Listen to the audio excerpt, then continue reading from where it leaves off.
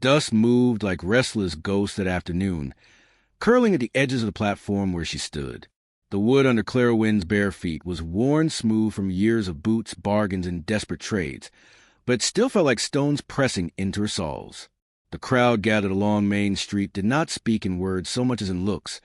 Sour pinch of the lips, the smug curl of judgment, a hiss carried on the wind. Shame had a smell, she thought bitterly. Sweat, tobacco spit, and dry rot. She shifted her wrist in the rough hemp, pretending the bite of rope didn't sting. "You'll regret buying me," Clara whispered, soft as a curtain prayer. Nobody heard it, but perhaps the cattle dog sprawled near the hitching post. Her voice held no vanity, no threat, only the swamp water of resignation. She did not bother raising her chin. She had already tried that long ago, and the world had broken it down to dust. Among the shifting faces, his figure was nothing more than a shadow at first. A man leaning quiet against a timber rail, broad hat brim pulled so low it cut the face into mystery. While others jeered with folded arms, he lingered apart, shoulders straight but unhurried. His name, though she didn't yet know it, was Silas Boone, rancher by necessity, solitude by instinct. His silence did not measure cowardice, only gravity. The auctioneer barked numbers, coins flickered, laughter rose and fell like crows taking flight. Clara closed her eyes to block them out, each call pulling pieces of her dignity into the dust. And then, just as indifferently as weather changes in the west, the bidding stopped. A handful of coins clinked into the box. All at once, the voices ceased. She opened her eyes. It was him. The quiet man stood now in the open center, words unspoken yet carrying more weight than the crowd's clamor. It wasn't gallantry that marked his act, no flourish or boast. He simply paid, accepted the rope into his palm, then cut it free with a single stroke of a knife. The fibers snapped, falling like brittle grass upon the plank floor. Clara stared, stunned more by the clean release than by the stranger. He hadn't looked her in the eye, hadn't offered her mercy disguised as pity. She hated mercy. It came laced with chains. As the crowd dispersed, muttering at their loss of evening sport, she felt her anger rising like wildfire. She turned on him, her voice a blade meant to wound. "You'll regret buying me." His reply wasn't sharp. It slipped into her ear quiet as a low wind through dying branches. "I'm used to lonely things." No defense. No proclamation. Simply a man making his way back to his horse, reins looped loose, saddle creaking. There was nothing in his body that suggested triumph or shame. Clara had nowhere else to go, and so she followed, her steps heavy, carrying the immense burden of skepticism. The ride away from town bled silence. Hooves struck dirt with a rhythm steady as a heartbeat, dust pushing skyward behind them, the town shrinking into a smudge against the horizon. No words traveled between them. The sun sagged westward, painting both land and rider in a burnt gold haze. For Clara, distrust rattled inside her ribs. Whenever a man was quiet, it was usually calculation before cruelty. But this Silas Boone, rode as if the silence wasn't placeholder but the language itself. Her shoulders remained tight, braced for demands. She rehearsed escape in her mind. Slipping loose in the night, vanishing before daylight could reveal regret had already set in. But no such moment came. By dusk, the sky bruised into purples and oranges. His ranch revealed itself as nothing more than a humble house and a corral fencing lean stock against the rim of the prairie. Weathered boards, a porch where lantern light barely cast shadows, a place worn thin by wind but oddly untouched by vanity. Silas dismounted without pause, led his horse to water, then nodded toward a small pump by the side of the house. "If you're thirsty," he murmured. He opened the door, pointed out a quilt folded on the iron bed, then excused himself to settle the animals. Always brief, always respectful in a way that felt reckless in its unfamiliarity. Clara stood in the doorway, fingers grazing the rough wool of the quilt. No locks, no orders, no cruel eyes guarding her shame. Only silence and a stillness she didn't yet trust. She sat upon the edge of the bed, rope burns flaring red in the glow of a single candle sheet found by chance. Shadows played along the wall, reaching like silhouettes of things she could not name. It unsettled her more than cruelty ever had. Freedom wrapped in quietness was a gift she'd never been given, and gifts always asked their price in blood. And yet, when she finally lay back and let her heavy eyelids crease close, the last thought that pressed through the cracks of her guarded heart was not escape or warning. It was a question. What kind of man takes something so scorned and simply lets it be? Clara rose at dawn to the small sounds of the ranch. The low murmur of cattle, the rasp of a bucket rope, the faint metallic clang of a gate. Morning light spilled pale against the quilt she had half feared would vanish in the night, as if kindness, like dreams, dissolved with daylight. She gathered her skirts and stepped outside, the air cool but laced with the promise of heat. Silas was already at work. He moved through his chores as though his body was part of the land itself, slow, purposeful, no gesture wasted. His coat hung on a fence post. Worn rawhide gloves darkened with use. Not once did he look up at her. Not in avoidance, not in shame, but in a way that suggested he trusted her presence enough not to monitor it. That baffled her most of all. Clara busied herself out of both habit and defiance, carrying water from the pump, sweeping the grit that always found its way onto bare floors, arranging what little food he kept in neat rows.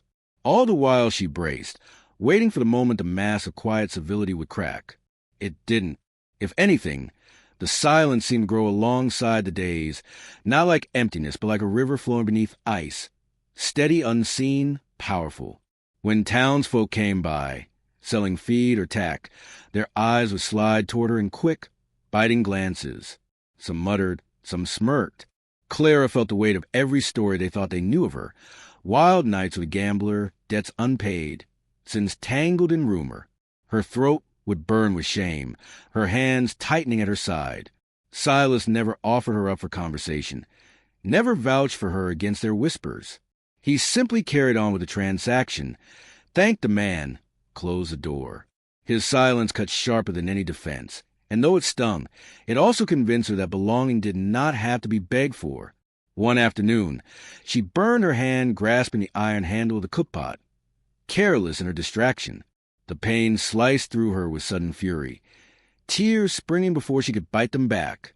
She expected irritation, mocking, some barb about her clumsy failings. Instead, Silas set down his hammer, drew water in a bucket, and placed it gently in front of her. He didn't speak. He didn't stare. He stood nearby until her breathing slowed, as though his presence itself was an offered bandage. It was the first time she felt an ache that was not pain but something harder to name, something like being seen without being judged. Later that week, she discovered a thin book on the table, worn at the corners, filled with scraps of poems mingled with scripture. He never said it was his, never told her to read it, but the way he left it, a soft gesture, silent invitation, felt louder than words. She ran her fingers over the faded ink again and again in those verses. She found echoes of her own restlessness, as though the land itself whispered comfort through another's hand. The prairie became her mirror, endless wheatgrass bowing to afternoon winds, hawks tattooing circles against the pale dome of heaven, horses stamping in dust that lifted like incense. Its loneliness was vast, but in its quiet crest and fall Clara felt something soften in herself. The silence she had feared started to cradle her. She realized it wasn't emptiness, but space enough to breathe. One evening, a dust storm swallowed the horizon, rolling in with a growl. They boarded the windows together, faces grain-stung and eyes narrowed against flying sand.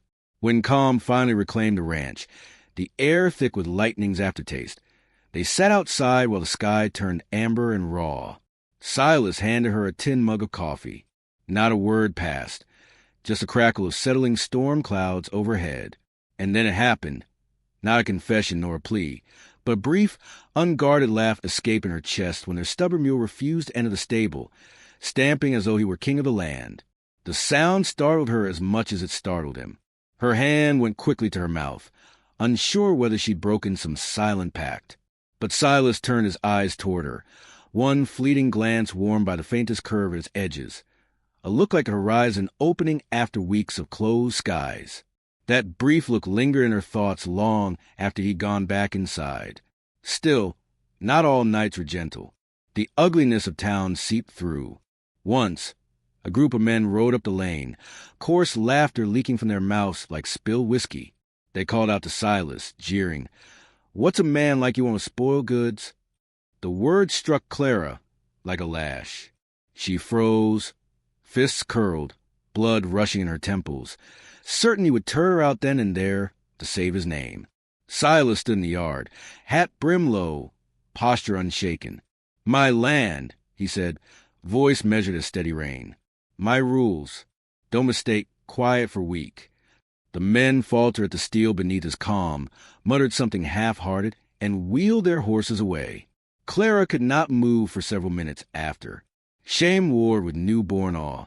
This man had not defended her with boasts or fists. He had defended her by standing rooted, unshakable, a shield made of silence. That night, lying awake beneath the thin quilt, she whispered into the darkness a question she had been too afraid to form aloud. What does it mean, to be kept without being possessed? The answer did not come from words. It came from the even rhythm of Silas's footsteps on the porch outside, pacing as he checked the locks before turning in, protecting not as owner, but as witness. And in that fragile space between suspicion and wonder, something inside her began at last to breathe. The night had been heavy, as if the timbers of the ranch itself knew what was coming. Clouds drifted restless across the moon, and coyotes sang low in the gulch like messengers of unease. Lila stood with her satchel already tied shut, her thin shoulders set against a familiar weight of shame. The past had chased her, as it always did, on feet swifter than forgiveness.